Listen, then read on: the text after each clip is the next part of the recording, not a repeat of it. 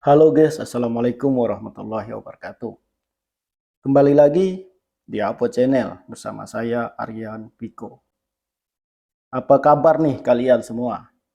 Semoga kalian selalu sehat dan dilimpahkan rezekinya oleh Allah Subhanahu wa taala.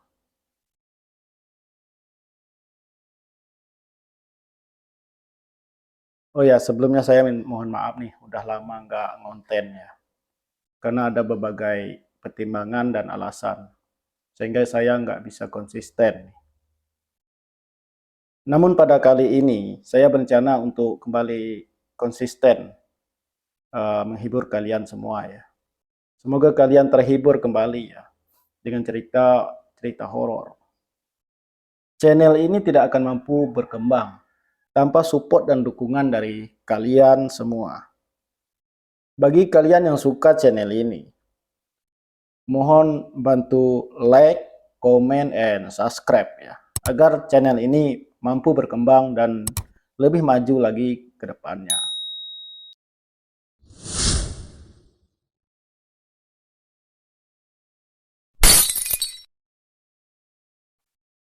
Pada cerita kali ini, saya akan menceritakan kisah horor yang dialami oleh sahabat saya sendiri, yaitu Bang Roy.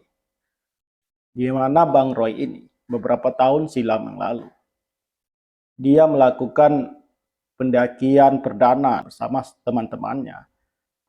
Maksud hati ingin menikmati keindahan alam dari puncak Gunung Masurai. Akan tetapi malah mendapat teror dari makhluk halus.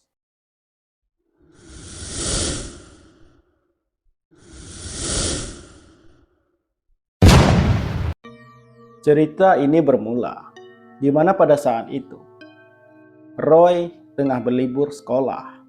Tepatnya dia duduk di bangku sekolah menengah atas. Ketika berlibur ia pulang ke kampungnya. Tepatnya desa yang berada di sekitaran kaki Gunung Masurai. Pada suatu hari dia nongkrong nih bersama teman-temannya. Kita sebut saja namanya Bang Edi, Bang Boy, Bang Rusdi, dan beberapa rekannya. Dari hasil tongkrongan itu, timbullah ide dari salah satu temannya ini, yaitu Bang Edi. Mulai dari kita lahir, boleh dikatakan kita hidup di dunia ini, tinggal di kaki Gunung Masurai. Setiap hari kita melihat puncak Gunung Masurai dari kejauhan. Tetapi kita belum pernah nih merasakan bagaimana suasana di puncak gunung tersebut. Bagaimana kalau kita mendaki saja? Namun dari ide tersebut, rupanya mereka sepakat nih untuk mendaki. Dari obrolan tersebut juga, ternyata ada 8 orang anggota nih yang siap ikut mendaki gunung tersebut. Singkat cerita, beberapa hari setelah obrolan tersebut, tepatnya pada hari Sabtu, tak pikir panjang setelah menyiapkan semua logistiknya, akhirnya mereka berangkat ke basecamp pendakian. Namun asal kalian tahu, dari 8 orang ini semuanya adalah pendaki pemula yang belum pernah menuju puncak Gunung Masurai. Akhirnya dengan peralatan yang dianggapnya cukup dan logistik serta persiapan-persiapan lainnya, sekira pukul 10 pagi mereka berangkat tuh dari base camp.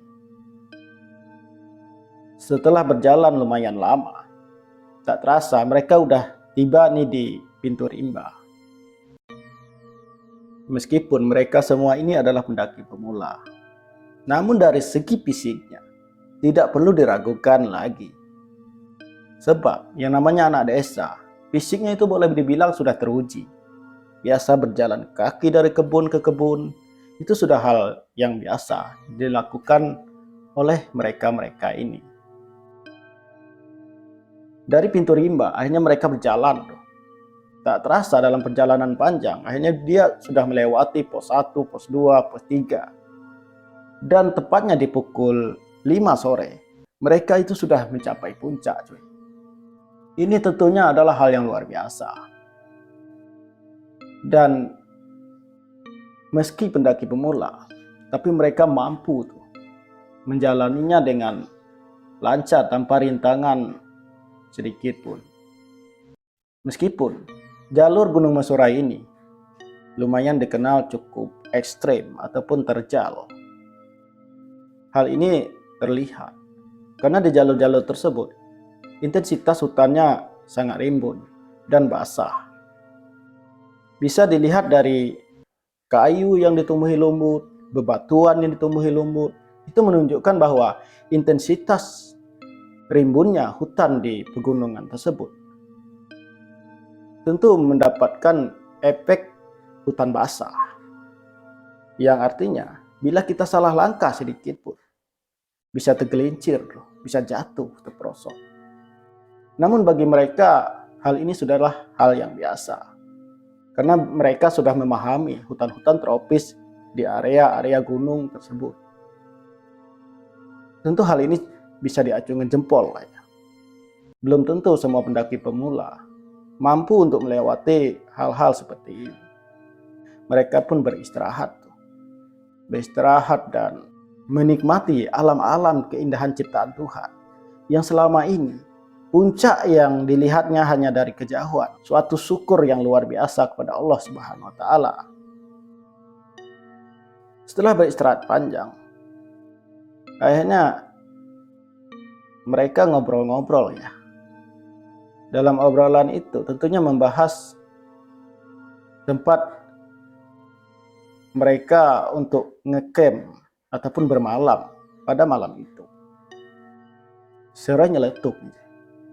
Bang, nanti malam kita ngecampnya di mana? Kalau menurut cerita-cerita dari orang-orang yang sudah pernah mendaki, katanya lebih bagus gitu di pinggir danau. Oh ya, untuk kalian ketahui, di puncak Gunung Mesurai ini terdapat 2 danau, yaitu Danau Kumbang dan Danau Mabuk. Itu yang dikenal selama ini. Akhirnya Serai ini cerita. Bagaimana bang, kalau kita malam ini ngecampnya di pinggir Danau Mabuk aja, itu tidak kebingungan ya. Mengingat itu juga mudah mendapatkan sumber air untuk keperluan memasak kita nantinya. Dari kesepakatan itu, akhirnya mereka berangkat untuk menuju ke Danau Mabuk. Di dalam perjalanan, dia berada di suatu titik di area tinggi yang di pinggirnya itu jurang yang longsor. Ketika kita berbicara lumayan keras, itu suaranya akan menggema ataupun memantul. Hal ini ternyata menjadi keisengan tersendiri atau keasikan tersendiri nih bagi mereka ini. Tiba-tiba salah satu temannya, sebut aja Bang Boy, ketawa coy. Ketawa layaknya di film Legenda Gunung Merapi itu, pemerannya Mak Lampir.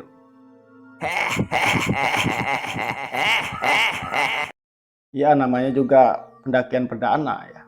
Tentunya mereka sangat menikmati. Singkat cerita, ini mereka mulai turun. Tapi jalannya lumayan terjal menurun coy. Harus memegang akar tuh untuk menurun ke bawah. Dan tentunya mereka ekstra hati-hati. Tergelincir sedikit saja nyawa taruhannya. Singkat cerita, mereka sampailah di pinggiran danau yang dimaksud, yaitu Danau Mabuk tadi. Sampainya di lokasi, mereka kembali beristirahat sambil melihat lokasi-lokasi camp yang strategis pemandangannya tentunya bagi mereka. Selang beberapa menit, akhirnya mereka menemukan titik untuk pemasangan tenda untuk bermalam malam itu. Yang namanya juga pendaki pemula, ternyata tenda yang mereka bawa itu adalah terpal ataupun boleh dikatakan tenda plastik lah, yang lumayan lebar, panjang, bisa untuk menampung 8 orang dari mereka ini. Singkat cerita, mereka pun mulai tuh menghidupkan api untuk membuat secangkir kopi ya, sambil menikmati keindahan-keindahan di Danau Mabu tersebut. Belum lagi suara burung, suara alam yang menambah nikmatnya suasana pada hari itu. Setelah menyiapkan untuk bermalam mereka pada malam itu, tak terasa hari sudah mulai gelap. Akhirnya mereka mulai nih untuk menikmati makan malam yang luar biasa kala itu. Setelah makan, mereka pun lanjut tuh dengan meminum kopi, coy. Tentunya kalau daerah pegunungan itu kan suasananya sangat dingin. Dinikmati dengan kopi hitam, itu adalah hal yang luar biasa. Gak terasa jam udah menunjukkan larut malam. Tepatnya itu pukul 10 malam. Tentunya hal ini sudah mulai terasa mengantuk. Bahkan dari ke-8 orang ini, salah satu temannya udah ada yang tidur duluan.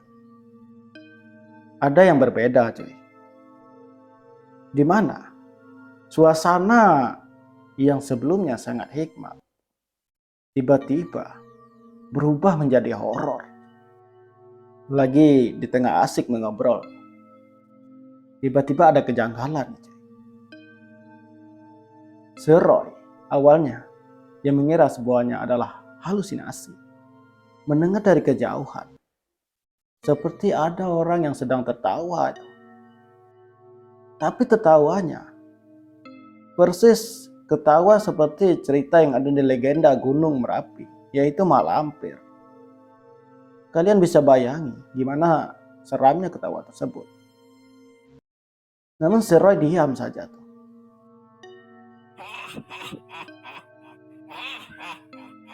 Suara tertawa tersebut tidak berhenti-henti itu, terus saja tertawa seperti cekikan suara tertawanya Mak Lampir. Akhirnya membuat hatinya merasa risau. Dia pun akhirnya dengan berbisik-bisik langsung nyeletus tuh pada temannya, yaitu Bang Edi dan beberapa rekannya. Kalian dengar nggak? Ada suara orang tertawa di luar, ucap Seroy. Namun ternyata mereka juga mendengar, cuy. Mereka menjawab. Bang Edi yang kala itu menjawab, "Iya, saya juga dengar." Suasana pun jadi berubah hening. Lebih mencekamnya lagi, suara yang tadinya terdengar dari kejauhan tiba-tiba mulai mendekat, disadari atau tidak. Suara tersebut itu sudah menggema tuh. Di sekelilingan tenda yang mereka dirikan tersebut. Rasanya ke malam itu mereka sangat ketakutan sekali dan bingung mau berbuat apa. Untuk menghilangkan sedikit rasa takutnya yang semakin lama semakin menggebu-gebu, akhirnya mereka membacakan ayat-ayat ataupun surat-surat yang sesuai dengan keyakinannya. Berharap suara-suara tersebut pun segera menghilang. Benar aja nih, cuy. Meski sudah berselang sekira 2 menit lamanya suara tersebut akhirnya menghilang juga seketika. Alhamdulillah, akhirnya suara ini hilang. Celetuk si Boy yang kala itu sudah menggigil ketakutan. Mereka yang sedari tadi menahan rasa takut akhirnya sudah mulai memberanikan diri untuk keluar dari tenda. Ada yang sekedar hanya untuk buang air kecil dan kembali masuk ke tenda. Mereka pun memutuskan untuk segera tidur. Tak terasa pagi pun tiba. Pagi itu sambil menikmati keindahan suasana di pagi hari, Bang Edi ini langsung nyeletuk kepada teman-temannya. Sepertinya kemarin kita telah melakukan kesalahan fatal. Sehingga malam tadi kita harus mengalami hal-hal seperti ini. Teman-temannya langsung melongo nih dengan tanda tanya. Emang kesalahan apa yang kita lakukan?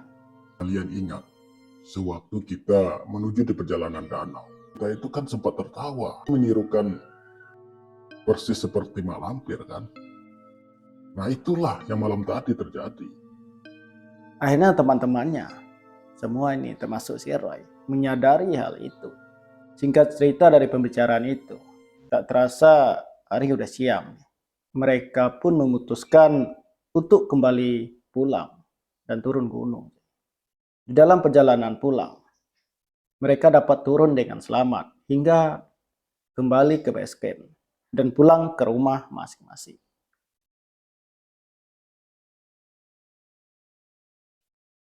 Oke teman-teman, demikianlah cerita ini yang dialami oleh Bang Roy beberapa tahun silam yang lalu.